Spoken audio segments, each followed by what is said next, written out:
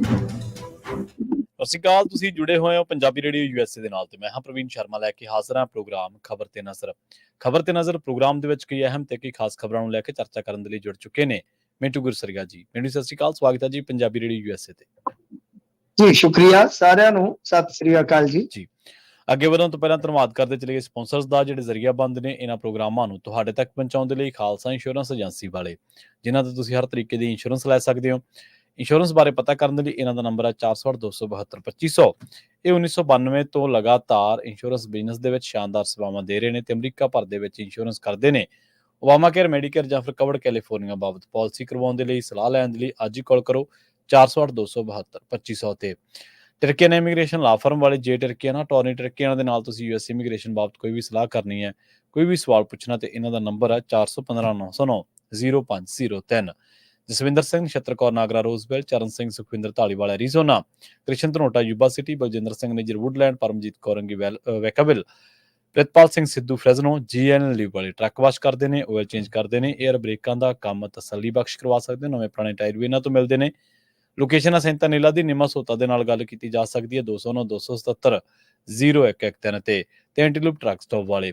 ਇਹਨਾਂ ਸਾਰੇ ਹੀ ਸਪਾਂਸਰਸ ਦਾ ਬਹੁਤ ਬਹੁਤ ਧੰਨਵਾਦ। ਤੇ ਜੇਕਰ ਤੁਸੀਂ ਵੀ ਪੰਜਾਬੀ ਰੇਡੀਓ USA ਦੇ ਇਹਨਾਂ ਪ੍ਰੋਗਰਾਮਾਂ ਨੂੰ ਸਪਾਂਸਰ ਕਰਨਾ ਚਾਹੁੰਦੇ ਹੋ ਤਾਂ ਸਟੂਡੀਓ ਦਾ ਨੰਬਰ ਹੈ 468-272-5200। ਅੱਜ ਦਾ ਖਬਰ ਤੇ ਨਜ਼ਰ ਪ੍ਰੋਗਰਾਮ ਸਾਲ 2024 ਦੀ 30 ਜੁਲਾਈ ਦਾ ਪ੍ਰੋਗਰਾਮ ਹੈ ਤੇ ਦਿਨ ਅੱਜ ਮੰਗਲਵਾਰ ਹੈ। ਮਿੰਟੂ ਜੀ, ਖਬਰਾਂ ਦੇ ਵੱਲ ਆਈਏ ਤੇ ਸ਼ੁਰੂਆਤ ਕਰੀਏ ਆਪਾਂ ਪ੍ਰਦੀਪ ਕਲੇਰ ਦੇ ਖੁਲਾਸਿਆਂ ਤੋਂ। ਪ੍ਰਦੀਪ ਕਲੇਰ ਦੇ ਖੁਲਾਸਿਆਂ ਨੇ ਸੁਖਬੀਰ ਬਾਦਲ ਨੂੰ ਜਾਂ ਬਾਦਲ ਪਰਿਵਾਰ ਨੂੰ ਜਾਂ ਅਕਾਲੀ ਦਲ ਨੂੰ ਕਸੂਤਾ ਫਸਾ ਦਿੱਤਾ ਹੈ। ਉਹਨੇ ਦਾਅਵਾ ਕੀਤਾ ਕਿ ਸਵਿਫਟ ਕਾਰ ਦੇ ਵਿੱਚ ਰਾਤ ਦੇ ਸਮੇਂ ਡੇਰਾ ਸਿਰਸਾ ਗਿਆ ਸੀ ਸੁਖਬੀਰ ਬਾਦਲ।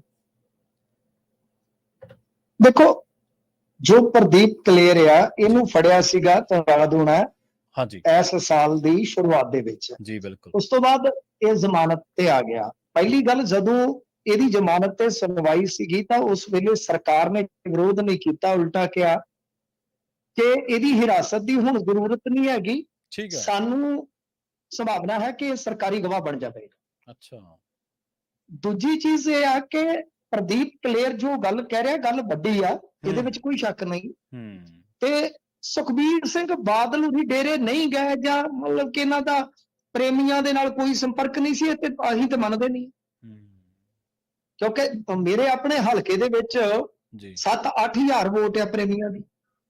ਜੋ ਕਿਸ ਤਰ੍ਹਾਂ ਸੁਨੇਹੇ ਲੱਗਦੇ ਸਨ, ਕਿਸ ਤਰ੍ਹਾਂ ਸਭ ਕੁਝ ਹੁੰਦਾ ਸੀ, ਸਭ ਨੂੰ ਪਤਾ ਹੈ। ਤਾਂ ਗੱਲ ਇਹ ਆ ਕਿ ਹੈਰਾਨੀਜਨਕ ਇਹ ਗੱਲ ਆ ਕਿ 2017 ਚ ਵੀ ਸੁਖਬੀਰ ਸਿੰਘ ਬਾਦਲ ਪ੍ਰਦੀਪ ਕਲੇਰ ਦੇ ਕਹਿਣ ਦੇ ਮੁਤਾਬਕ ਕਿ ਰਾਤ ਨੂੰ ਮਿਲੇ ਨੇ। ਹਾਲਾਂਕਿ ਅਕਾਲੀ ਦਲ ਪ੍ਰਦੀਪ ਕਲੇਰ ਦੇ ਖੁਲਾਸਿਆਂ ਤੇ ਸਵਾਲ ਚੁੱਕਦਾ ਹੈ ਤੇ ਉਹ ਕਹਿੰਦਾ ਕਿ ਇੱਕ ਪਾਪੀ ਬੰਦਾ ਜਿਸਨੇ ਪਾਪ ਕੀਤਾ ਹੈ, ਗੁਰੂ ਸਾਹਿਬ ਦੀ ਬੇਅਦਬੀ ਦਾ ਪਾਪ ਕੀਤਾ ਹੈ, ਉਹ ਅੱਜ ਧਰਮਾਤਮਾ ਬਣਾ ਕੇ ਮੀਡੀਆ ਜਿਸ ਤਰ੍ਹਾਂ ਪੇਸ਼ ਕਰਦਾ ਪਿਆ, ਕੋਈ ਸ਼ਰਮ ਹਿਆ ਹੈਗੀ ਹੈ ਕਿ ਨਹੀਂ? ਇਹ ਵੀ ਗੱਲ ਉਹਨਾਂ ਦੀ ਸੁੱਟਣ ਵਾਲੀ ਤੇ ਹੈ ਨਹੀਂ ਜੀ। ਅੱਛਾ, ਦੂਜੀ ਗੱਲ ਇਹ ਕਹਿੰਦਾ ਆ ਪ੍ਰਦੀਪ ਕਲੇਰ ਕਿ ਮਾਫੀ ਵਾਲੀ ਜਿਹੜੀ ਚਿੱਠੀ ਸੀਗੀ ਉਹ ਇਸ ਤਰ੍ਹਾਂ ਹੋਇਆ ਸੀਗਾ ਕਿ ਸੁਖਬੀਰ ਸਿੰਘ ਬਾਦਲ ਤੱਕ ਸਾਨੂੰ ਪਹੁੰਚ ਕਰਨ ਵਾਸਤੇ ਆਖਿਆ ਸੀਗਾ ਕਿ ਪਹੁੰਚ ਕਰੋ, ਆਪਾਂ ਉਹਨਾਂ ਦੀ ਸਪੋਰਟ ਕਰਦੇ। ਫਿਰ ਸੁਖਬੀਰ ਸਿੰਘ ਬਾਦਲ ਨੇ ਕਿਹਾ ਕਿ ਯਾਰ ਜਿਵੇਂ ਤੁਹਾਡਾ ਬਾਬਾ ਉਵੇਂ ਮੈਂ ਪੰਜਾਬ ਦਾ ਬਾਬਾ, ਸਭ ਕੁਝ ਕਰ ਲੂੰਗਾ, ਬਸ ਇੱਕ ਸਪਸ਼ਟੀਕਰਨ ਭੇਜਵਾ ਦਿਓ। ਤਾਂ ਕਹਿੰਦੇ ਮੁੜ ਕੇ ਅਸੀਂ ਆਪ ਟਾਈਪ ਕਰਕੇ ਸਪਸ਼ਟੀਕਰਨ ਲੈ ਕੇ ਗਏ ਆ ਤੇ ਇਹਦਾ ਉਲੱਥਾ ਜੋ ਅਸੀਂ ਲੈ ਕੇ ਗਏ ਸੀ ਉਹ ਹਿੰਦੀ ਚ ਸੀ, ਇਹਦਾ ਉਲੱਥਾ ਇਹਨਾਂ ਨੇ ਫੇਰ ਕੀਤਾ ਤੇ ਉਹ ਜਿੱਥੇ ਹਰਸ਼ ਧੂਰੀ ਨੇ ਥੱਲੇ ਲਿਖਿਆ ਸੀ ਗੁਰਮੀਤ ਰਾਮ ਰਹੀਮ ਸਿੰਘ ਡੇਰਾ ਸੱਚਾ ਸੌਦਾ, ਤੇ ਉਹਦੇ ਵਿੱਚ ਉੱਤੇ ਇੱਕ ਥੋੜਾ ਜਿਹਾ ਸਪੇਸ ਸੀਗਾ, ਇਹਨਾਂ ਨੇ ਚੁੱਕ ਕੇ ਉੱਥੇ ਖੇਮਾ ਯਾਚਨਾ ਠੋਕਤਾ। ਅੱਛਾ। ਤੇ ਇਸ ਤਰ੍ਹਾਂ ਉਹ ਕਹਿੰਦਾ ਕਿ ਮਾਫੀਨਾਮਾ ਜਿਹੜਾ ਉਹ ਤਿਆਰ ਹੋਇਆ।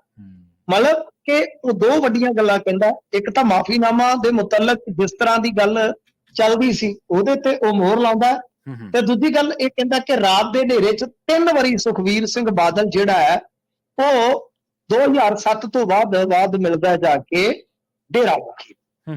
ਇਹ ਤੇ ਹੋ ਗਿਆ ਬਈ ਦੇਖੋ ਪ੍ਰਦੀਪ ਕਲੇਰ ਦੇ ਖੁਲਾਸੇ ਕਹਿ ਲਓ, ਦੋਸ਼ ਕਹਿ ਲਓ, ਜੋ ਮਰਜ਼ੀ ਆ, ਪਰ ਪ੍ਰਦੀਪ ਕਲੇਰ ਜਿਹੜਾ ਆ ਉਹ ਬੇਅਦਬੀ ਦੇ ਮਾਮਲੇ ਤੇ ਬਿਲਕੁਲ ਚੁੱਪ ਵੱਟ ਜਾਂਦਾ। ਉਹਨੂੰ ਜਦੋਂ ਬੇਅਦਬੀ ਦਾ ਤੁਸੀਂ ਕੋਈ ਸਵਾਲ ਕਰੋਗੇ ਜਾਂ ਮੀਡੀਆ ਕਰਦਾ ਹੈ, ਉਹ ਕਹਿੰਦਾ ਜੀ ਮੈਂ ਜਿਹੜੀ ਗੱਲ ਕਹਿਣੀ ਸੀ ਮੈਂ ਕੋਰਟ 'ਚ ਕਹਿ ਦਿੱਤੀ ਆ। ਅੱਛਾ, ਤੇ ਠੀਕ। ਕੋਰਟ 'ਚ ਤੇ ਸਰਕਾਰ ਜਿਹੜੀ ਹੈ ਉਹ ਉਹਨੂੰ ਸਰਕਾਰੀ ਵਕੀਲ ਸਰਕਾਰੀ ਗਵਾਹ ਬਣਾਉਣ ਨੂੰ ਫਿਰਦੀ ਹੈ। ਮਤਲਬ ਕਿ ਜੇ ਮੰਨ ਲਓ ਉਹਦੇ ਇਕਬਾਲੀਆ ਬਿਆਨ ਨੂੰ ਵੇਖੀਏ ਜੋ ਮੀਡੀਆ 'ਚ ਛਪਿਆ, ਉੱਥੇ ਤਾਂ ਉਹ ਆਪ ਮੰਨਦਾ ਹੈ ਕਿ ਦੇਖੋ ਜੀ, ਇਹ ਜਦੋਂ ਲੌਕਟ ਵਾਲਾ ਮਾਮਲਾ ਵਾਪਰਿਆ ਹਰਜਿੰਦਰ ਸਿੰਘ ਮਾਝੀ ਦੇ ਜੋ ਮਤਲਬ ਕਿ ਪੰਡਾਲ ਸੀਗਾ ਉੱਥੇ ਜੋ ਦੀਵਾਨ ਸਜਿਆ ਸੀਗਾ, ਉੱਥੇ ਪ੍ਰੇਮੀਆਂ ਨੇ ਜਿਹੜੇ ਲੌਕਟ ਸੁੱਟੇ ਆ, ਇਹ ਗੱਲ ਜਦੋਂ ਹਨੀਪ੍ਰੀਤ ਹੋਰਾਂ ਤੱਕ ਪਹੁੰਚੀ ਤਾਂ ਉਹਨਾਂ ਨੇ ਇਸ ਅਪਮਾਨ ਦਾ ਬਦਲਾ ਲੈਣ ਵਾਸਤੇ ਮਹਿੰਦਰਪਾਲ ਬਿੱਟੂ ਹੋਰਾਂ ਦੀ ਡਿਊਟੀ ਲਾ ਦਿੱਤੀ। ਇਹ ਆਪਦੀ ਤੇ ਉੱਥੇ ਗੱਲ ਹੀ ਨਹੀਂ ਕਰਨ ਡਿਆ ਕੋਈ। ਮਤਲਬ ਕਿ ਮੈਂ ਤਾਂ ਜੀ ਉੱਥੇ ਇਕੱਲਾ ਬੈਠਾ ਸਾਂ। ਤੇ ਜਦ ਕਿ ਹੁਣ ਦੀ ਜਿਹੜੀ ਇਨਵੈਸਟੀਗੇਸ਼ਨ ਜਿੰਨੀ ਕੋ ਆਪਾਂ ਵੇਖੀਏ ਉਹਦੇ 'ਚ ਇਹ ਕਿਹਾ ਜਾਂਦਾ ਹੈ ਕਿ ਹਰਸ਼ ਧੂਰੀ, ਇਹ ਪ੍ਰਦੀਪ ਕਲੇਰ ਤੇ ਰਕੇਸ਼ ਦਿੜਬਾ ਜਿਹੜਾ ਪੀਏ ਹੁੰਦਾ ਸੀਗਾ ਡੇਰਾ ਮੁਖੀ ਦਾ, ਇਹ ਤਿੰਨ ਮੇਨ ਸੂਤਰਧਾਰ ਸੀ। ਅੱਛਾ, ਹੋਰ ਆ ਜਾਓ, ਅੱਗੇ ਆ ਜਾਓ ਜੀ। ਇਹਦਾ ਇਕਬਾਲੀਆ ਬਿਆਨ ਇੱਕ ਅਖਬਾਰ 'ਚ ਛਪਿਆ, ਮੈਂ ਪੜ੍ਹਿਆ, ਜੋ ਉਹਦੇ ਦਾਅਵੇ ਦੇ ਮੁਤਾਬਕ ਉਹ ਕਢਾਵਾਂਗੇ ਵੀ, ਯਤਨ ਕਰਾਂਗੇ ਜੇ ਕਿਤੇ ਮਿਲ ਜਾਵੇ ਤੇ ਫਿਰ ਇਹਨੂੰ ਹੋਰ ਵੀ ਸਵਾਲ ਪੁਖਤਾ ਰੂਪ 'ਚ ਹੋ ਸਕਦਾ। ਇਹ ਕਹਿੰਦਾ ਹੈ ਕਿ ਉਸ ਤੋਂ ਬਾਅਦ ਮਹਿੰਦਰਪਾਲ ਬਿੱਟੂ ਹੋਰਾਂ ਦੀ ਡਿਊਟੀ ਲੱਗੀ, ਪਰ ਮਹਿੰਦਰਪਾਲ ਬਿੱਟੂ ਦਾ ਨਾਭਾ ਜੇਲ੍ਹ 'ਚ ਜਦੋਂ ਕਤਲ ਹੋ ਗਿਆ ਉਸ ਤੋਂ ਬਾਅਦ ਉਹਦੀ ਇੱਕ ਡਾਇਰੀ ਬਰਾਮਦ ਹੁੰਦੀ ਆ ਜਿਹੜੀ ਉਹਨੇ ਚੋਰੀ ਲਿਖੀ ਸੀ, ਉਹਦੇ ਸਮਾਨ 'ਚ ਉਹਦੇ ਘਰਦਿਆਂ ਨੂੰ ਮਿਲਦੀ ਆ। ਉਹਦੇ 'ਚ ਸਾਰੀਆਂ ਚੀਜ਼ਾਂ, ਉਹ ਤਾਂ ਕਹਿੰਦਾ ਮੇਰੇ ਨਾਲ ਧੱਕਾ ਹੋਇਆ, ਮੈਨੂੰ ਜੋ ਕੁੱਟਿਆ ਗਿਆ, ਮੇਰੀ ਕੁੜੀ ਬਾਰੇ ਜੋ ਉੱਥੇ ਥਾਣੇ 'ਚ ਕੀਤਾ ਗਿਆ, ਮੈਂ ਤਾਂ ਮਜਬੂਰੀ ਦਾ ਮਾਰਿਆ, ਜੋ ਇਹ ਕਹਿੰਦੇ ਗਏ ਮੈਂ ਕਰਦਾ ਗਿਆ। ਮਤਲਬ ਕਿ ਜੋ ਆਪਾਂ ਪੰਜਾਬ ਪੁਲਿਸ ਦੀਆਂ ਗੱਲਾਂ ਸੁਣੀਆਂ ਨੇ ਨਾ, ਪਿਓ ਤੇ ਧੀ ਨੂੰ ਬਰਾਬਰ ਥਾਣੇ ਲਿਆਂਦਾ ਜਾਂਦਾ ਸੀਗਾ, ਮਹਿੰਦਰਪਾਲ ਬਿੱਟੂ ਕਹਿੰਦਾ ਮੇਰੇ ਨਾਲ ਤਾਂ ਉਹ ਕਹਿਰ ਵਾਪਰਿਆ। ਹੁਣ ਮਰਨ ਵਾਲਾ ਮਹਿੰਦਰਪਾਲ ਬਿੱਟੂ ਮਰਨ ਤੋਂ ਪਹਿਲਾਂ ਜਿਹਨੂੰ ਪਤਾ ਹੀ ਨਹੀਂ ਸੀ ਮੈਂ ਮਰ ਜਾਣਾ, ਉਹਦਾ ਸੱਚ ਮੰਨੋਗੇ ਕਿ ਪ੍ਰਦੀਪ ਕਲੇਰ ਦਾ ਮੰਨੋਗੇ ਜਿਹੜਾ ਅਯੁੱਧਿਆ 'ਚ ਮਤਲਬ ਕਿ RSS ਦੇ ਬੰਦਿਆਂ ਨਾਲ ਤੁਰਿਆ ਫਿਰਦਾ? ਸਵਾਲ ਬੜਾ ਡੂੰਘਾ ਜੀ। ਬਿਲਕੁਲ ਬਿਲਕੁਲ, ਸਵਾਲ ਬਹੁਤ ਗੁੰਝਲਦਾਰ ਹੈ। ਉਹ ਗੱਲ ਇਹ ਆ ਬਈ ਇਹ ਕੀ ਚੱਲਦਾ ਪਿਆ, ਇਹ ਤੇ ਮੈਂ ਤੇ ਹੈਰਾਨ ਆ ਕਿ ਇਹ ਕਿਸ ਤਰ੍ਹਾਂ ਦੀ ਦੁਬਿਧਾ ਖੜੀ ਹੋ ਰਹੀ ਆ ਕਿ ਮਹਿੰਦਰਪਾਲ ਬਿੱਟੂ ਯਾਨੀ ਉਹਦੀ ਜਿਹੜੀ, ਕਿਉਂਕਿ ਜਿਹੜਾ ਖੱਟੜਾ ਸਾਹਿਬ ਨੂੰ ਤੁਹਾਨੂੰ ਸ਼ਾਇਦ ਥੋੜੀ ਜਿਹੀ ਮੈਂ ਉਲਝਣ ਦੂਰ ਕਰਨ ਦਾ ਯਤਨ ਕਰਾਂ ਤੇ ਹੋ ਸਕਦਾ ਕਾਮਯਾਬੀ ਹੋ ਜਾ, ਜਿਹੜਾ ਰਣਵੀਰ ਸਿੰਘ ਖੱਟੜਾ ਪਿਛਲੇ ਦਿਨ ਹੀ ਪੇਸ਼ ਹੋਇਆ SIT ਦੇ ਸਾਹਮਣੇ, ਤੁਹਾਨੂੰ ਪਤਾ ਕਾਹਦੇ 'ਚ ਪੇਸ਼ ਹੋਇਆ? ਉਹ ਪੇਸ਼ ਹੋਇਆ ਮਹਿੰਦਰਪਾਲ ਬਿੱਟੂ ਦੀ ਮੌਤ ਦੇ ਮਾਮਲੇ 'ਚ, ਕਤਲ ਦੇ ਮਾਮਲੇ 'ਚ। ਠੀਕ ਹੈ, ਉਹੀ ਡਾਇਰੀ ਉਹ ਲੱਗੀ ਜਾ ਕੇ ਹਾਈ ਕੋਰਟ 'ਚ, ਹਾਈ ਕੋਰਟ 'ਚ ਡਾਇਰੀ ਲੱਗੀ ਆ ਤਾਂ ਉਸ ਕਤਲ ਨੂੰ ਕਨਸਪੀਰੇਸੀ ਦੱਸਿਆ ਗਿਆ ਜੀ। ਤਾਂ ਉਸ ਮਾਮਲੇ 'ਚ ਰਣਵੀਰ ਸਿੰਘ ਖੱਟੜਾ ਦੀ ਪੇਸ਼ੀ ਹੋਈ ਆ, ਇਹ ਕੋਈ ਬੇਅਦਬੀ ਦੇ ਮਾਮਲੇ 'ਚ ਨਹੀਂ ਹੋਈ, ਕਿਉਂਕਿ ਹਾਈ ਕੋਰਟ ਨੇ ਇੱਕ ਸਪੈਸ਼ਲ SIT ਉਹਨਾਂ ਵਾਸਤੇ ਵੀ ਗਠਿਤ ਕੀਤੀ ਹੋਈ ਆ ਜੀ ਜੀ। ਤਾਂ ਮਤਲਬ ਇੰਨਾ ਵੱਡਾ ਭੰਬਲ ਭੂਸਾ ਕ੍ਰੀਏਟ ਹੋ ਰਿਹਾ। ਤਾਂ ਅੱਛਾ, ਫਿਰ ਉਹਨੂੰ ਇਹ ਸਵਾਲ ਕੀਤਾ ਗਿਆ ਕਿ 2007 ਦੀ ਕੋਈ ਗੱਲ ਕਰੋਗੇ? ਉਹ ਕਹਿੰਦਾ ਨਹੀਂ ਜੀ, ਮੈਂ ਤੇ ਮੇਰੀ ਤੇ ਜ਼ਿੰਮੇਵਾਰੀ 2008 ਤੋਂ ਬਾਅਦ ਬਣੀ ਆ, ਜਦ ਕਿ ਕਬਾਲੀਆ ਬਿਆਨ 'ਚੋਂ ਕਹਿ ਰਿਹਾ ਕਿ ਮੈਂ 1987 ਤੋਂ ਡੇਰੇ ਨਾਲ ਜੁੜਿਆ ਮੈਂ। ਠੀਕ ਹੈ, ਮਤਲਬ ਕਿ ਇਹ ਸਭ ਭੰਬਲ ਭੂਸਾ ਹੈ ਹਜ਼ੂਰ। ਤਾਂ ਗੱਲ ਇਹ ਹੈ ਕਿ ਹਰੇਕ ਬੰਦਾ ਹੁਣ ਇਹਦੇ 'ਚ ਆਪੋ ਆਪਣੀ ਜਾਨ ਬਚਾ ਵੀ ਰਿਹਾ ਤੇ ਕਹਿ ਲੋ ਕਿ ਦੂਜੇ ਬੰਦਿਆਂ ਨੂੰ ਵੀ ਲੁਕਾ ਰਿਹਾ ਕਿਤੇ ਨਾ ਕਿਤੇ। ਸੋ ਇਹੋ ਜਿਹੀ ਸਥਿਤੀ ਬਣੀ ਪਈ ਆ। ਬਾਕੀ ਦੇਖੋ ਸਾਫ਼ ਹੈ ਪ੍ਰਵੀਨ ਜੀ, ਮਾਫੀ ਦਾ ਜਿਹੜਾ ਮਾਮਲਾ ਹੈ, ਮਾਫੀ ਦੀ ਕਹਾਣੀ ਵੀ ਜਿਹੜੀ ਆ 2007 ਤੋਂ ਤੁਰਦੀ ਆ। 2007 ਯਾਦ ਕਰੋ, ਅਗਨੀਵੇਸ਼ ਜਿਹੜੇ ਇਹਨਾਂ ਦੇ ਲੀਡਰ ਹੁੰਦੇ ਸੀ, ਸਨਾਤਨੀ ਲੀਡਰ ਹੁੰਦੇ ਸੀ, ਉਹ ਸਰਵ ਧਰਮ ਸੰਸਦ ਦੇ ਜ਼ਰੀਏ ਅਕਾਲ ਤਖਤ ਪਰ ਪਹੁੰਚੇ ਸਨ ਜੀ। ਉਦੋਂ ਜੋਗਿੰਦਰ ਸਿੰਘ ਵਿਧਾਂਤੀ ਨੇ ਕਹਿ ਦਿੱਤਾ ਕਿ ਨਹੀਂ ਜੀ, ਕੋਈ ਮਾਫੀਨਾਮਾ ਆਇਆ ਨਹੀਂ ਡੇਰੇ ਦਾ। ਪਰ 2017 ਦੀ ਇੱਕ ਇੰਟਰਵਿਊ 'ਚ ਜੋਗਿੰਦਰ ਸਿੰਘ ਵਿਧਾਂਤੀ ਮੰਨ ਗਏ ਕਿ ਜੀ ਹਾਂਜੀ, ਮੇਰੇ ਕੋਲ ਬਤੌਰ ਅਕਾਲ ਤਖਤ ਦੇ ਜਥੇਦਾਰ ਇਹ ਮਾਮਲਾ ਜਿਹੜਾ ਆਇਆ ਸੀ, ਮੇਰੇ ਤੇ ਦਬਾਅ ਪਾਇਆ ਗਿਆ ਸੀ, ਮੈਂ ਉਸ ਵੇਲੇ ਦਬਾਅ ਨਹੀਂ ਮੰਨਿਆ। ਹੁਣ ਉਸ ਵੇਲੇ ਦਾ ਜਥੇਦਾਰ ਕਹਿੰਦਾ ਜੀ ਮਾਫੀਨਾਮਾ ਆਇਆ ਹੀ ਨਹੀਂ। ਜੇ ਮਾਫੀਨਾਮਾ ਨਹੀਂ ਆਇਆ ਤਾਂ ਮਾਫੀਨਾਮੇ ਤੋਂ ਬਗੈਰ ਦਬਾਅ ਪਾਇਆ ਜਾ ਰਿਹਾ ਸੀ। ਇਹ ਚੀਜ਼ ਸਪਸ਼ਟ ਹੈ। ਅੱਛਾ, ਗਿਆਨੀ ਗੁਰਮੁਖ ਸਿੰਘ ਕਹਿੰਦਾ ਜੀ ਕਿ ਗਿਆਨੀ ਗੁਰਬਚਨ ਸਿੰਘ ਕਾਰ ਚ ਬਾ ਕੇ ਸਾਨੂੰ ਲੈ ਗਿਆ ਰਿਹਾਇਸ਼ ਤੇ, ਪਰ ਮੁੜ ਕੇ ਉਹਦਾ ਭਰਾ ਵੀ ਟੌਰਚਰ ਦੇ ਦੋਸ਼ ਲਾਉਣ ਤੋਂ ਬਾਅਦ ਹਿੰਮਤ ਸਿੰਘ ਉਹ ਬਹਾਲ ਹੋ ਜਾਂਦਾ ਤੇ ਗਿਆਨੀ ਗੁਰਮੁਖ ਸਿੰਘ ਕਹਿ ਲੋ ਕਿ ਹੈਡ ਗ੍ਰੰਥੀ ਬਣ ਜਾਂਦੇ ਨੇ ਦਰਬਾਰ ਸਾਹਿਬ ਵਿਖੇ। ਤੇ ਜਿਹੜਾ ਹਿੰਮਤ ਸਿੰਘ ਆ ਉਹ ਜਾ ਕੇ ਮੁੱਕਰ ਜਾਂਦਾ, ਉਹ ਕਹਿੰਦਾ ਜੀ ਜਸਟਿਸ ਰਣਜੀਤ ਸਿੰਘ ਦੇ ਸਾਹਮਣੇ ਮੇਰੇ ਜਿਹੜੇ ਬਿਆਨ ਸੀ ਦਬਾਅ ਪਾ ਕੇ ਲੈ ਗਏ ਸਨ, ਕੀ ਕਰੋਗੇ ਤੁਸੀਂ? ਕੀ ਕਰੋਗੇ? ਅੱਛਾ, ਗਿਆਨੀ ਗੁਰਬਚਨ ਸਿੰਘ ਹੋਰੀ ਪਹਿਲਾਂ ਮਾਫੀ ਦਿੰਦੇ ਆ, ਮੁੜ ਕੇ ਉਹੀ ਗੁਰਮਤਾ ਪਹਿਲੇ ਵਾਲਾ ਰੱਦ ਕਰਦੇ ਆ ਜੀ। ਅੱਜ ਤੱਕ। ਮਤਲਬ ਕਿ ਗੱਲ ਇਹ ਆ ਕਿ ਮਾਫੀ ਵਾਲਾ ਤਾਂ ਆਲਰੇਡੀ ਜਿਹੜਾ ਮਸਲਾ ਉਹ ਅਕਾਲ ਤਖਤ ਸਾਹਿਬ ਤੇ ਹੈਗਾ, ਉਹਦੇ ਵਿੱਚ ਹੈ। ਉਹਦੇ ਵਿੱਚ ਤੇ ਕਹਿ ਲਓ ਕਿ ਹੁਣ ਅਕਾਲ ਤਖਤ ਸਾਹਿਬ ਨੇ ਕੋਈ ਫੈਸਲਾ ਲੈਣਾ ਨਾ, ਉਸ ਤੋਂ ਬਾਅਦ ਕਹਾਣੀ ਤੁਰੇਗੀ। ਪਰ ਤੁਸੀਂ ਇੱਕ ਚੀਜ਼ ਹੋਰ ਵੇਖੋ ਕਿ ਕਿਤੇ ਵੀ ਪ੍ਰਦੀਪ ਕਲੇਰ ਨੇ, ਮੈਂ ਇੱਥੇ ਹੀ ਆਪਣੀ ਗੱਲ ਖਤਮ ਕਰ ਦੂੰ, ਜੇ ਤੁਹਾਡਾ ਕੋਈ ਸਵਾਲ ਹੋਇਆ ਮੈਂ ਦੁਬਾਰਾ ਤੋਂ ਉਹਦਾ ਜਵਾਬ ਦੇਣ ਦਾ ਯਤਨ ਕਰ ਲਵਾਂਗਾ। ਗੱਲ ਇਹ ਆ ਕਿ ਬੇਸਿਕ ਜੀ ਇੱਕ ਗੱਲ ਹੈ ਕਿ ਇਹਦੇ ਵਿੱਚ ਪ੍ਰਦੀਪ ਕਲੇਰ ਕਿਤੇ ਵੀ ਇਹ ਗੱਲ ਤੇ ਕਹਿੰਦਾ ਹੀ ਨਜ਼ਰ ਨਹੀਂ ਆਉਂਦਾ ਕਿ ਸੁਖਬੀਰ ਸਿੰਘ ਬਾਦਲ ਹੋਰਾਂ ਨੇ ਬੇਅਦਬੀ ਕਰਵਾਈ ਆ। ਅਕਾਲੀ ਦਲ ਤੇ ਇਹਦੇ ਵਿੱਚੋਂ ਸਾਫ਼ ਬਰੀ ਹੁੰਦਾ ਜੀ ਕਿ ਉਸਨੇ ਕਿਤੇ ਵੀ ਇਹ ਨਹੀਂ ਕਿਹਾ ਮਾਫੀ। ਉਹ ਮਾਫੀ ਤੇ ਵਾਰ-ਵਾਰ ਕਹਿ ਰਿਹਾ, ਜਦ ਕਿ ਮੈਂ ਤੁਹਾਨੂੰ ਮਾਫੀ ਦਾ ਸਾਰਾ ਘਟਨਾਕ੍ਰਮ ਦੱਸ ਦਿੱਤਾ ਕਿ 2007 ਤੋਂ ਸ਼ੁਰੂ ਹੁੰਦਾ ਹੈ। ਇਹਦੇ ਚ ਬੇਅਦਬੀ ਕਿਸਨੇ ਕਰਵਾਈ ਆ, ਇਹ ਅਗਾਂਹ ਦੀ ਗੱਲ ਦੱਸਦਾ ਹੀ ਨਹੀਂ ਕਿ ਡੇਰੇ ਵਾਲੇ ਨੇ ਜਦੋਂ ਤੈਨੂੰ ਕਿਹਾ ਕਿ ਦਿੱਲੀ ਜਾ ਕੇ ਮਿਲ, ਦਿੱਲੀ ਕਿਹਨੂੰ ਜਾ ਕੇ ਮਿਲਣ ਵਾਸਤੇ ਕਿਹਾ ਸੀ? ਜੀ ਬਿਲਕੁਲ। ਤਾਂ ਕਹਿਣ ਦਾ ਮਤਲਬ ਇਹ ਹੈ ਕਿ ਕਹਾਣੀਆਂ ਬਹੁਤ ਅਧੂਰੀਆਂ ਨੇ, ਕਹਾਣੀਆਂ ਬਹੁਤ ਅਸਪਸ਼ਟ ਨੇ। ਸੋ ਇਹ ਖੁਲਾਸੇ ਆ। ਪਰ ਜਿਵੇਂ ਮੈਂ ਤੁਹਾਨੂੰ ਕਿਹਾ ਕਿ ਮਾਫੀ ਦੇ ਮਾਮਲੇ 'ਚ ਪਬਲਿਕ ਡੋਮੇਨ 'ਚ ਹੈ ਸਾਰਾ ਕੁਝ, ਉਹ ਸ੍ਰੀ ਅਕਾਲ ਤਖਤ ਸਾਹਿਬ ਤੇ ਫੈਸਲਾ ਵੀ ਹੋਣਾ। ਉਹਦੇ 'ਚ ਹੋ ਸਕਦਾ ਸੁਖਬੀਰ ਸਿੰਘ ਬਾਦਲ ਨੂੰ ਸਜ਼ਾ ਲੱਗ ਜਾਵੇ, ਧਾਰਮਿਕ ਸਜ਼ਾ ਲੱਗ ਜਾਵੇ, ਮੇਰਾ ਮੰਨਣਾ ਨੂੰ ਲੱਗ ਵੀ ਜਾਣੀ ਆ ਜੀ ਜੀ, ਤੇ ਹੱਕਦਾਰ ਵੀ ਆ, ਜਿੰਨੇ ਕੋ ਆਪਾਂ ਸਟੇਟਮੈਂਟ ਦੇਖਿਆ। ਚਲੋ ਤਾਂ ਦੂਜੇ ਪਾਸੇ ਫਿਰ ਤਾਂ ਕੋਈ ਗੁਨਾਹ ਨਹੀਂ ਰਹੇਗਾ, ਕਿਉਂਕਿ ਅਕਾਲੀ ਦਲ ਨੂੰ ਤਾਂ ਇੱਕ ਤਰ੍ਹਾਂ ਨਾਲ ਪ੍ਰਦੀਪ ਕਲੇਰ ਜਿਹੜੇ ਲੋਕ ਹੁਣ ਤੱਕ ਇਹ ਕਹਿੰਦੇ ਰਹੇ ਆ ਕਿ ਅਕਾਲੀ ਦਲ ਇਸ ਬੇਅਦਬੀ ਦੇ ਵਿੱਚ ਸ਼ਾਮਲ ਰਿਹਾ ਕਥਿਤ ਤੌਰ ਤੇ, ਇਹਦਾ ਮਤਲਬ ਕਿ ਉਹ ਤਾਂ ਫਿਰ ਥਿਊਰੀ ਜਿਹੜੀ ਉਹ ਬਿਲਕੁਲ ਦਮ ਤੋੜ ਜਾਏਗੀ ਨਾ। ਤੇ ਅਕਾਲੀ ਦਲ ਦਾ ਕੋਈ ਇਸ ਮਾਮਲੇ 'ਚ ਟਿੱਪਣੀ ਆਈ ਹੈ? ਜਿਹੜੇ ਅਰਸ਼ਦੀਪ ਕਲੇਰ ਨੇ ਉਹ ਵੀ ਮੀਡੀਆ ਦੇ ਨਾਲ ਗੱਲਬਾਤ ਕਰ ਰਹੇ ਸੀਗੇ। ਨਹੀਂ, ਦੇਖੋ ਅਕਾਲੀ ਦਲ ਨੇ ਇਹਦੇ 'ਚ ਇੱਕ ਪ੍ਰੈਸ ਕਾਨਫਰੰਸ ਵੀ ਕੀਤੀ ਆ, ਵਲਟੋਆ ਸਾਹਿਬ ਨੇ ਪ੍ਰੈਸ ਕਾਨਫਰੰਸ ਕੀਤੀ ਆ।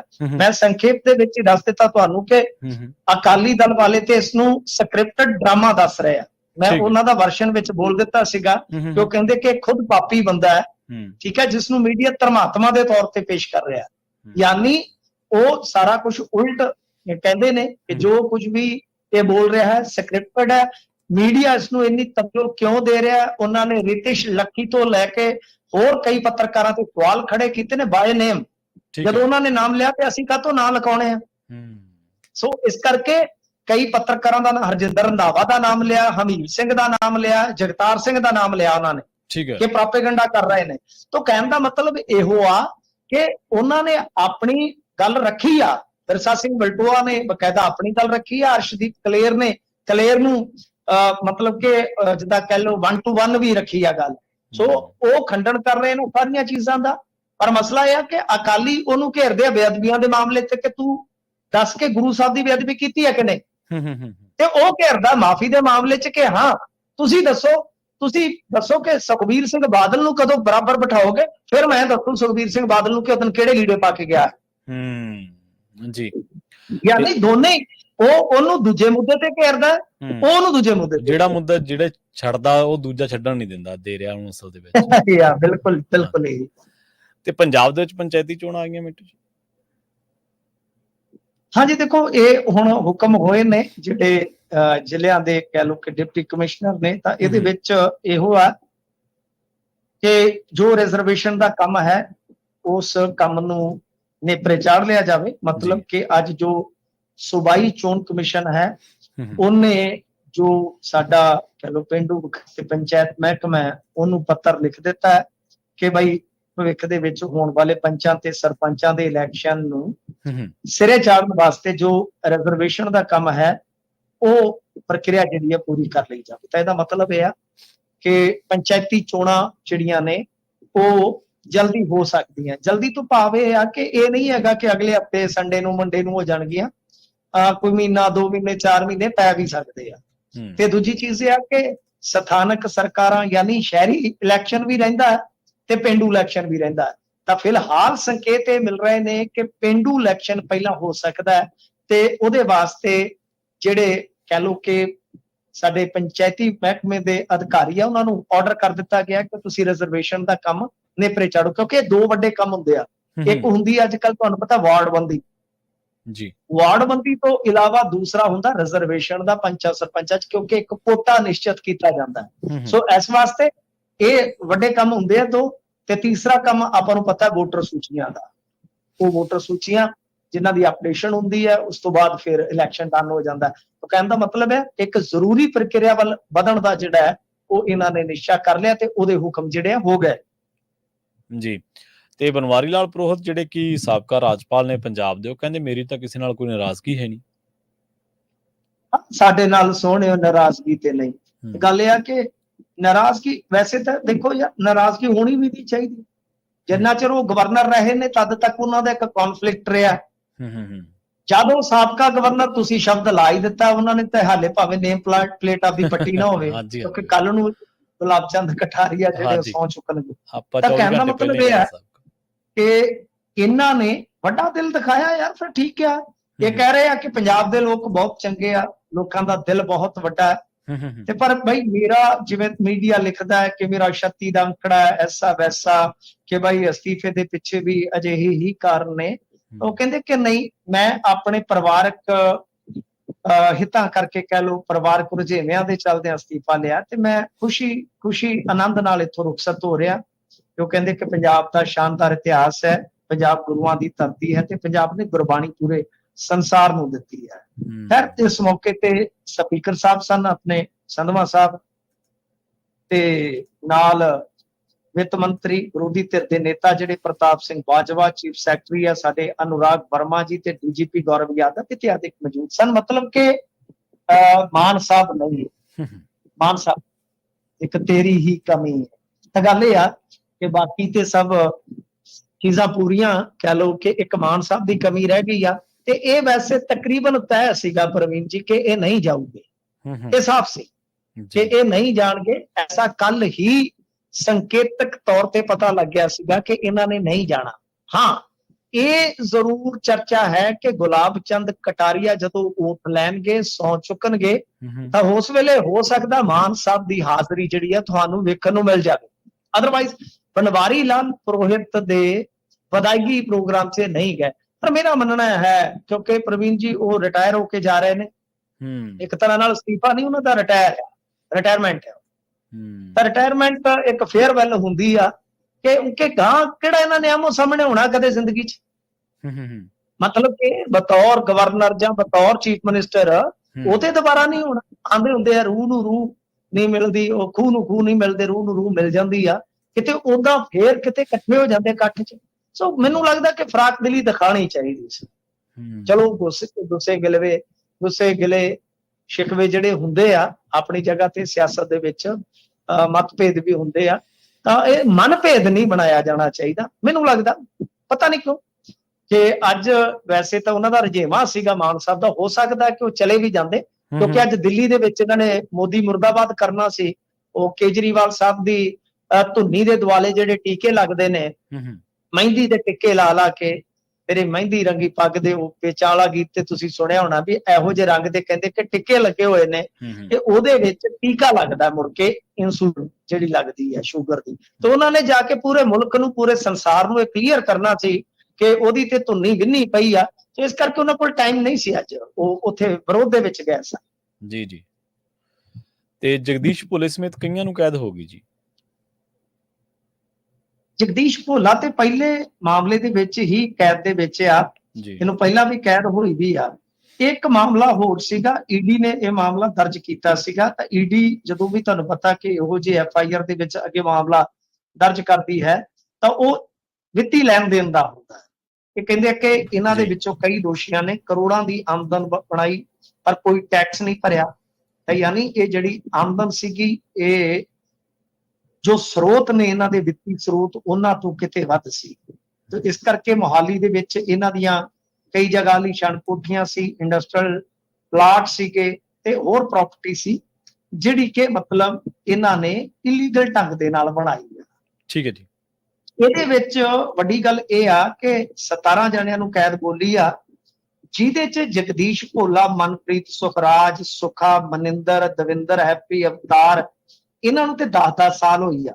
ਇਹਦੇ ਚ ਜਗਦੀਸ਼ ਭੋਲੇ ਦੇ ਘਰੋਂ ਆ ਜਿਹੜੀ ਬੀਬੀ ਗੁਰਪ੍ਰੀਤ, ਇੱਕ ਜਿਹੜਾ ਆਪਾਂ ਉੱਤੇ ਨਾਮ ਲਿਆ ਅਵਤਾਰ, ਉਹਦੀ ਪਤਨੀ ਨਾਲ ਜਗਵਿੰਦਰ ਕੌਰ ਔਲਖ, ਗੁਰਮੀਤ ਕੌਰ, ਅਮਰਜੀਤ ਸਿੰਘ ਤੇ ਭੋਲੇ ਦਾ ਸਹੁਰਾ ਦਲੀਪ ਸਿੰਘ, ਇਹਨਾਂ ਨੂੰ 3-3 ਸਾਲ ਦੀ ਸਜ਼ਾ ਹੋਈ ਆ। ਉੱਥੇ ਹੀ ਗੁਰਪ੍ਰੀਤ ਸਿੰਘ, ਸੁਭਾਸ਼ ਬਜਾਜ ਤੇ ਅੰਕੁਰ ਬਜਾਜ, ਇਹਨਾਂ ਨੂੰ 5-5 ਸਾਲ ਦੀ ਸਜ਼ਾ ਜਿਹੜੀ ਕੀਤੀ ਗਈ ਆ। ਇਸ ਮਾਮਲੇ 'ਚ ਟੋਟਲ 23 ਜਾਣੇ ਅਕਿਊਜ਼ਡ ਸਨ, ਜਿਨ੍ਹਾਂ ਚੋਂ 4 ਦੀ ਡੈਥ ਹੋ ਚੁੱਕੀ ਆ, 17 ਨੂੰ ਅੱਜ ਸਜ਼ਾ ਹੋ ਗਈ ਤੇ 2 ਭਾਈ ਪੀਓ ਆ, ਉਹ ਪਤਾ ਨਹੀਂ ਅਮਰੀਕਾ ਨੇ ਕਿ ਕੈਨੇਡਾ।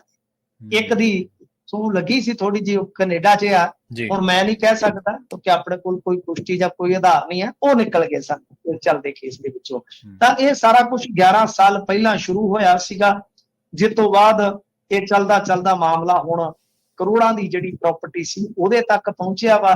ਤੇ ਸਭ ਤੋਂ ਇੰਟਰਸਟਿੰਗ ਗੱਲ ਇਹਦੇ ਵਿੱਚ ਉਹ ਵੀ ਪ੍ਰਾਪਰਟੀ ਆ ਜਿਹੜੀ ਸੀਜ਼ ਕੀਤੀ ਗਈ ਸੀਗੀ, ਤੇ ਸੀਜ਼ ਕੀਤੀ ਪ੍ਰਾਪਰਟੀ ਦੇ ਵਿੱਚ ਵੀ ਮਾਈਨਿੰਗ ਮਾਫੀਆ ਜਿਹੜਾ ਉਹ ਮਲਾਈ ਕੱਢ ਕੇ ਲੈ ਗਿਆ ਸੀਗਾ। ਤੈਨੂੰ ਹਿੱਕ ਦੇ ਜ਼ੋਰ ਤੇ ਲੈ ਜਾਣਾ, ਗੱਲ ਛੱਡਣੀ ਨਹੀਂ ਨਸੀਬਾਂ ਤੇ, ਲੈ ਗਏ ਸਨ ਅਗਲੇ ਹਿੱਕ ਦੀ ਜ਼ੋਰ ਤੇ। ਸੀਜ਼ ਕੀਤੀ ਹੋਈ ਪ੍ਰਾਪਰਟੀ ਚ ਵੀ ਉਹ ਭੋਲੇ ਦੀ ਪ੍ਰਾਪਰਟੀ ਸੀ। ਜੀ ਤੇ ਲੰਘੇ ਦਿਨੀ ਮਿੰਟੂ ਜੀ ਇੱਕ ਬਜ਼ੁਰਗ ਜੋੜੇ ਨੂੰ ਲੁਟੇਰੇ ਪੈ ਗਏ ਸੀਗੇ ਜਦੋਂ ਉਹ ਦਿੱਲੀ ਏਅਰਪੋਰਟ ਤੋਂ ਨਿਕਲੇ ਸੀਗੇ, ਉਸ ਮਾਮਲੇ ਦੇ ਵਿੱਚ ਹੁਣ FIR ਦਰਜ ਹੋਈ ਹੈ ਜੀ? ਹਾਂਜੀ ਬਿਲਕੁਲ, ਉਹ ਸਾਡੇ ਮਿੱਤਰ ਪਿਆਰੇ ਹੀ ਆ ਜੀ, ਮੇਰੇ ਕੋਲ ਪਿੰਡ ਵੀ ਆਉਂਦੇ ਹੁੰਦੇ ਆ। ਬਰਾੜ ਸਾਹਿਬ ਉਹਨਾਂ ਦੇ ਮਦਰ ਫਾਦਰ ਸੀਗੇ ਤੇ ਇਲਾਕਾ ਵੀ ਉਹਨਾਂ ਦਾ ਸਾਡੇ ਵਾਲਾ ਹੀ ਆ, ਕੋਈ ਜ਼ਿਆਦਾ ਦੂਰ ਨਹੀਂ ਹੈ ਪਿੰਡ, ਚਿਮਨੇ ਵਾਲਾ ਪਿੰਡ ਆ, ਮਤਲਬ ਕਿ ਮਲੋਟ ਤੋਂ ਫਾਜ਼ਿਲਕਾ ਦੇ ਵਿੱਚ, ਫਾਜ਼ਿਲਕਾ ਦੇ ਨੇੜੇ ਆ ਪਿੰਡ। ਤੇ ਇਹ ਜਿਹੜਾ ਜੋੜਾ ਸੀਗਾ, ਇਸ ਦੀ ਹੱਡਬੀਤੀ ਜਿਹੜੀ ਆ ਉਹ ਵਾਕਿਆ ਦਿਲ ਕੰਬਾਊ ਸੀ ਕਿ ਕਿਸ ਤਰ੍ਹਾਂ ਉਹਨਾਂ ਨੇ ਫੋਲੋ ਕੀਤਾ, ਗੱਡੀ ਮਾਰਨ ਦਾ ਯਤਨ ਕੀਤਾ, ਮਤਲਬ ਕਿ ਹਮਲਾ ਕੀਤਾ, ਬੜਾ ਜ਼ੋਰਦਾਰ ਅਟੈਕ ਕੀਤਾ। ਪੁਲਿਸ ਨੇ ਕੋਈ ਫੋਨ ਕੀਤੇ ਜਾਣ ਤੋਂ ਬਾਅਦ ਵੀ ਛੇਤੀ ਹੈਲਪ ਨਹੀਂ ਕੀਤੀ। ਉਹਨਾਂ ਦਾ ਰਿਸਪੌਂਸ ਜਿਹੜਾ ਸੀ ਬੜਾ ਹੀ ਗੰਦਾ ਸੀਗਾ। ਤੇ ਯਾਨੀ ਫਿਰ ਇਹ ਗੱਡੀ ਵਾਪਸ ਭਜਾ ਕੇ ਜਦੋਂ ਕਿਸੇ ਵਾਸ਼ਰੂਮ ਦੇ ਵਿੱਚ ਲੁਕਦੇ ਆ, ਉਸ ਤੋਂ ਬਾਅਦ ਇਹਨਾਂ ਦੀ ਜਾਨ ਛੁੱਟਦੀ ਆ। ਡਰਾਈਵਰ ਹਿੰਮਤੀ ਸੀ, ਉਹ ਵੀ ਇਸੇ ਏਰੀਏ ਦਾ ਸੀਗਾ, ਮਤਲਬ ਕਿ ਆਪਣੇ ਏਰੀਏ ਦਾ ਹੀ ਸੀਗਾ ਉਹ ਵੀ ਮੁੰਡਾ। ਬੜੀ ਉਹਨੇ ਦਿਲਬਦੀ ਕੀਤੀ ਆ। ਤੇ ਉਸ ਤੋਂ ਬਾਅਦ ਜਿਹੜੇ ਹੈਗੇ ਨੇ ਜਨਾਬ ਧਾਲੀਵਾਲ ਸਾਹਿਬ, ਤੁਹਾਨੂੰ ਪਤਾ ਇਹ ਵੀ ਅਕਸਰ ਜਿਹੜੀ ਤੇ ਕੋਈ NRI ਦੀ ਕੋਠੀ ਦਾ ਇਹਨਾਂ ਦਾ ਕੋਈ ਬੰਦਾ ਦੱਬ ਲੇ, ਕੋਈ ਲੀਡਰ ਦੱਬ ਲੇ, ਕੋਈ ਵਿਧਾਇਕਾ ਦੱਬ ਲੇ, ਤੇ ਉੱਥੇ ਇਹ ਜ਼ਬਾਨ ਵੀ ਆਪਦੀ ਦੱਬ ਲੈਂਦੇ, ਉਹਦਾ ਟਮਾਟਰ ਚੈੱਕ ਕਰਦੇ ਫਿਰਦੇ ਹੁੰਦੇ। ਏਦਾਂ ਦਾ ਮੌਕਾ ਲੱਭਦੇ ਫਿਰਦੇ ਹੁੰਦੇ ਪਾ ਕੇ ਸਰਫਰੰਗੀ ਫਤੂਈ ਜੀ, ਤੇ ਫੋਟੋ ਖਿਚਾਉਣ ਦੇ ਸ਼ੌਕੀਨ ਨੇ। ਪਤਾ ਗੁੱਸਾ ਕਰ ਲੈਣੇ, ਸੱਚਾਈ ਆ ਕਿ ਇਹ ਸਿਲੈਕਟਿਵ ਸੋਚ ਦੇ ਨਾਲ ਚੱਲਦੇ ਆ ਜਿੱਥੇ ਨੰਬਰ ਗੇਮ ਹੋਵੇ। ਕਿਉਂਕਿ ਜਿਹੜਾ ਬਰਾੜ ਸਾਹਿਬ ਸਾਡਾ ਦੋਸਤ ਹੈ, ਉਹ ਆਮ ਆਦਮੀ ਪਾਰਟੀ ਦਾ ਸਪੋਰਟਰ ਵੀ ਬੜਾ ਤਾਕੜ ਹੈ। ਹਾਂਜੀ, ਮੈਂ ਕਿਉਂਕਿ ਯਾਰੀ ਦੋਸਤੀ ਆਪਣੀ ਥਾਂ ਤੇ ਆ, ਮਾਈਕ ਆਪਣੀ ਥਾਂ ਤੇ ਆ। ਜੇ ਮਾਈਕ ਦੇ ਸਾਹਮਣੇ ਤੇ ਇੱਥੇ ਯਾਰੀ ਦੋਸਤੀ ਨਹੀਂ।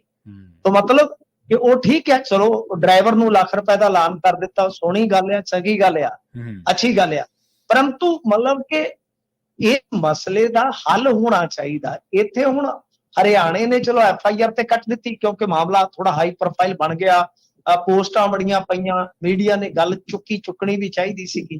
ਪਰ ਇਹਦੇ ਚ ਕੀ ਆ ਕਿ ਇਹਨਾਂ ਨੇ ਇਹ ਗੱਲ ਕਹੀ ਜ਼ਰੂਰ ਹੈ ਕਿ ਅਸੀਂ ਟਾਈਮ ਮੰਗਿਆ ਮੁੱਖ ਮੰਤਰੀ ਤੋਂ, ਪਰ ਮੈਨੂੰ ਲੱਗਦਾ ਕਿ ਉੱਥੋਂ ਦੇ ਹੋਮ ਮਿਨਿਸਟਰ ਨੂੰ ਜਾਂ ਹੋਮ ਸੈਕਟਰੀ ਨੂੰ ਮਿਲਣ ਦੀ ਜ਼ਰੂਰਤ ਆ ਕਿ ਜਿਹੜੇ ਹਾਈਵੇਜ਼ ਰਾਤ ਨੂੰ ਇਸ ਤਰ੍ਹਾਂ ਵਗਦੇ ਆ, ਕੱਲ ਨੂੰ ਕੋਈ ਧੀ ਧਿਆਣੀ, ਕੋਈ ਬੇਟੀ ਸਾਡੀ ਇੱਧਰ ਉੱਧਰ ਜਾਂਦੀ, ਕਈ ਵਾਰ ਇਕੱਲੇ ਜਾਂਦੇ ਨੇ। ਮੇਰੇ ਆਪ ਦੇ ਭੈਣ ਭਰਾ ਹੈਗੇ ਆ, ਉਹ ਪੱਕੇ ਡਰਾਈਵਰ ਹੈਗੇ ਨੇ ਉਹਨਾਂ ਦੇ ਨਾਲ, ਤੇ ਉਹ ਹੀ ਲੈ ਆਉਂਦੇ, ਡਰਾਈਵਰ ਹੀ ਲੈ ਆਉਂਦੇ, ਰਿਸ਼ਤੇਦਾਰ ਕੋਈ ਜਾਂਦਾ ਹੀ ਨਹੀਂ। ਉਹਨੂੰ ਸਿੱਧਾ ਫੋਨ ਕਰ ਦਿੰਦੇ ਨੇ ਕਿ ਤੂੰ ਆ ਜਾ, ਤੇ ਜਾਂ ਆ ਜਾ ਵੀ ਸਾਨੂੰ ਛੱਡਿਆ। ਤੇ ਕੱਲ ਨੂੰ ਜੇ ਕੋਈ ਇਸ ਤਰ੍ਹਾਂ ਬੱਚਾ ਇਕੱਲਾ ਜਾਂਦਾ, ਚਲੋ ਦੇਖੋ ਬਜ਼ੁਰਗ ਹੈ, ਬਜ਼ੁਰਗ ਫਿਰ ਵੀ ਸਿਆਣੇ ਹੁੰਦੇ ਆ, ਹੌਸਲੇ ਵਾਲੇ ਹੁੰਦੇ ਆ, ਤਾਂ ਡਰਾਈਵਰ ਵੀ ਹੋ। ਤੇ ਜੇ ਕੋਈ ਬੱਚਾ ਛੋਟੀ ਉਮਰ ਦਾ ਘਿਰ ਜਾਵੇ, ਖਾਸ ਤੌਰ ਤੇ ਕੁੜੀ, ਧੀ ਧਿਆਣੀ ਕੋਈ ਔਰਤ ਸਾਡੀ, ਤਾਂ ਮਤਲਬ ਕਿ ਇਹ ਚੀਜ਼ ਜਿਹੜੀ ਆ ਉਹ ਉੱਥੇ ਸੁਰੱਖਿਆ ਯਕੀਨੀ ਬਣਾਉਣ ਦੀ ਲੋੜ ਹੈ, ਕਿਉਂਕਿ ਸਾਰੀ ਰਾਤ ਤੇ ਉਹ ਹਾਈਵੇ ਵਗਦਾ ਆ। ਤੇ ਇਹ ਹਰਿਆਣੇ ਦੇ ਵਿੱਚ ਸਮੱਸਿਆ ਹੈਗੀ ਆ। ਉੱਥੇ ਤੁਸੀਂ ਆਮ ਦੇਖੋ ਨਾ, ਢਾਬਿਆਂ ਤੇ ਗੈਂਗਵਾਰ ਹੋ ਜਾਂਦੀ ਆ, ਲੁੱਟ ਖਸੁੱਟ ਹੋ ਜਾਂਦੀ ਹੈ, ਸਭ ਕੁਝ ਚੱਲਦਾ ਹੈ। ਪਰ ਉਹਨਾਂ ਨੂੰ ਪੁੱਛ ਲਓ, ਉਹਨਾਂ ਨੂੰ ਸਾਰੇ ਨੁਕਸ ਪੰਜਾਬ ਚ ਦਿਸਣਗੇ, ਆਪਣਾ ਤਾਂ ਸਭ ਕੁਝ ਉਹਨਾਂ ਨੂੰ ਠੀਕ ਲੱਗਦਾ। ਬਿਲਕੁਲ ਸਹੀ ਜੀ। ਮਿੰਟੂ ਜੀ, ਇਹਨਾਂ ਖਾਸ ਖਬਰਾਂ ਤੇ ਖਾਸ ਜਾਣਕਾਰੀਆਂ ਦੇ ਲਈ ਤੁਹਾਡਾ ਬਹੁਤ ਬਹੁਤ ਧੰਨਵਾਦ ਜੀ। ਜੀ ਸ਼ੁਕਰੀਆ ਜੀ। ਪ੍ਰੋਗਰਾਮ ਖਬਰ ਤੇ ਨਜ਼ਰ ਨੂੰ ਆਪਾਂ ਇੱਥੇ ਹੀ ਸਮਾਪਤ ਕਰਾਂਗੇ। ਕੱਲ ਦੇ ਪ੍ਰੋਗਰਾਮ ਦੇ ਵਿੱਚ ਵੀ ਆਪਾਂ ਚਰਚਾ ਕੀਤੀ ਸੀ ਦੇਸੋ ਪ੍ਰਦੇਸ਼ ਦੇ ਵਿੱਚ ਇਸ ਘਟਨਾ ਦੇ ਬਾਰੇ, ਤੇ ਆਪਾਂ ਇਹ ਵੀ ਕਿਹਾ ਸੀਗਾ ਕਿ ਸਰਕਾਰਾਂ ਨੂੰ, ਕਿ ਸਾਡੇ ਲੀਡਰਾਂ ਨੂੰ, ਕਿ ਤੁਸੀਂ ਅੰਮ੍ਰਿਤਸਰ ਸ੍ਰੀ ਅੰਮ੍ਰਿਤਸਰ ਸਾਹਿਬ ਦਾ ਜਿਹੜਾ ਏਅਰਪੋਰਟ ਹੈ ਉੱਥੇ ਤਰਜੀਹ ਦਿਓ, ਜਾਂ ਪੰਜਾਬ ਦੇ ਵਿੱਚ ਜਿਹੜੇ ਹੋਰ ਏਅਰਪੋਰਟ ਨੇ ਉਹਨਾਂ ਦੀਆਂ ਜਿਹੜੀਆਂ ਫਲਾਈਟਸ ਨੇ ਉਹਨਾਂ ਨੂੰ ਕਨੈਕਟ ਕਰਵਾਓ ਦੂਜੇ ਮੁਲਕਾਂ ਦੇ ਨਾਲ, ਤਾਂ ਜੋ ਇੱਕ ਚੁਆਇਸ ਹੋਣੀ ਚਾਹੀਦੀ ਹੈ, ਇੱਕ ਆਪਸ਼ਨ ਜ਼ਰੂਰ ਹੋਣੀ ਚਾਹੀਦੀ ਹੈ ਕਿ ਬੰਦਾ ਕਿੱਥੇ ਉਤਰਨਾ ਚਾਹੁੰਦਾ, ਕੀ ਉਹਦੀ ਮਰਜ਼ੀ ਹੈ। ਅਸੀਂ ਜ਼ਰੂਰੀ ਉੱਥੇ ਪੰਜਾਬੀਆਂ ਨੇ 10-10 ਘੰਟੇ 12-12 ਘੰਟੇ ਗਾਲ ਕੇ ਤੇ ਇੰਨੇ ਟੋਲ ਦੇ ਕੇ ਇੰਨੀ ਮਹਿੰਗੀਆਂ ਟੈਕਸੀਆਂ ਕਰਕੇ ਉੱਥੇ ਜਾਣਾ ਵਾ। ਸਾਡਾ ਜਿਹੜਾ ਸਰਮਾਇਆ ਟਰੈਵਲਿੰਗ ਦਾ, ਜੋ ਟੈਕਸ ਦੇ ਰੂਪ ਦੇ ਵਿੱਚ, ਟੋਲ ਦੇ ਰੂਪ ਦੇ ਵਿੱਚ, ਜਾਂ ਡੀਜ਼ਲ ਫੂਕਣ ਦੇ ਰੂਪ ਦੇ ਵਿੱਚ, ਜਾਂ ਢਾਬਿਆਂ ਦੇ ਰੂਪ ਦੇ ਵਿੱਚ ਅਸੀਂ ਜੋ ਪੈਸਾ ਅਦਾ ਕਰਦੇ ਹਾਂ, ਉਹ ਪੰਜਾਬ ਦੇ ਵਿੱਚ ਹੀ ਰਹਿਣਾ ਚਾਹੀਦਾ। ਉਹ ਪੰਜਾਬੀਆਂ ਦੇ ਜੇਬਾਂ ਦੇ ਵਿੱਚ ਪਵੇ ਤੇ ਸਿੱਟੇ ਵਜੋਂ ਸਾਡਾ ਪੰਜਾਬ ਹੋਰ ਖੁਸ਼ਹਾਲ ਹੋਵੇ। ਸੋ ਇਹ ਹਰ ਇੱਕ ਬੰਦੇ ਦਾ ਬੁਨਿਆਦੀ ਹੱਕ ਹੈ ਕਿ ਉਹਦੇ ਨੇੜੇ ਸੇਵਾਵਾਂ ਜਿਹੜੀਆਂ ਉਹ ਉਪਲਬਧ ਹੋਣੀਆਂ ਚਾਹੀਦੀਆਂ। ਬਹੁਤ ਬਹੁਤ ਧੰਨਵਾਦ। ਸਤਿ ਸ਼੍ਰੀ ਅਕਾਲ।